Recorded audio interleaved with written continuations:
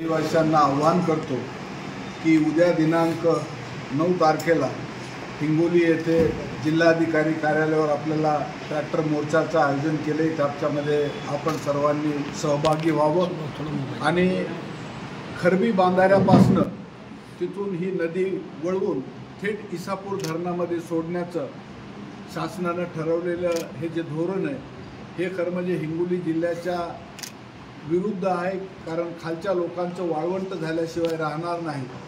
आणि दुसरा प्रश्न मला या ठिकाणी आपला सगळ्या हिंगोली जिल्ह्याचा आहे। जिल्ह्यासाठी शासनानं आपल्याला 15,137 हेक्टरचं सिंचन तर मंजूर केलेच, परंतु त्याला पाणी कुठून आणणार? जे काही 2000 पासून आपले जे प्रोजेक्ट आहेत, मग ते छोटे प्रोजेक्ट असोत का मोठे असोत, हे सगळे जिल्ह्याला पैनगंगेला पाणी उपलब्ध नाही, कयाधू नदीमध्ये कयाधूच्या खोऱ्यात पाणी उपलब्ध नाही। या सबबीखाली हे सगळे प्रकल्प हे त्यांनी रद्द केले किंवा त्याला पाणी दिलं नाही, त्याच्यामुळे ते पूर्ण झालेले नाहीत, अपूर्ण अवस्थेत आहेत। मग मला सांगा, हेच जर आपलं पाणी, आमची प्रथम मागणी आहे की आमच्या जिल्ह्यातले हे सगळे सिंचन तलाव जे आहेत, जे 2000 पासून प्रलंबित आहेत, ते पूर्ण झाले पाहिजेत।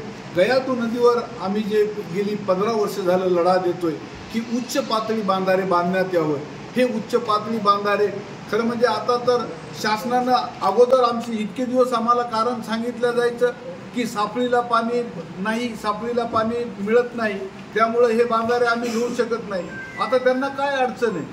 किमान त्यांनी आमचे सापळीचे बांधारे तर केले पाहिजेत। आणि खरं म्हणजे आता महाराष्ट्र शासनानं नवीन प्रोजेक्ट मंजूर केला आहे, तुमचा दमनगंगा आणि नलगंगा जो प्रकल्प आहे, त्या प्रकल्पामधून या आपल्या मराठवाड्याच्या हिश्श्याला काही पाणी ते देणार आहेत।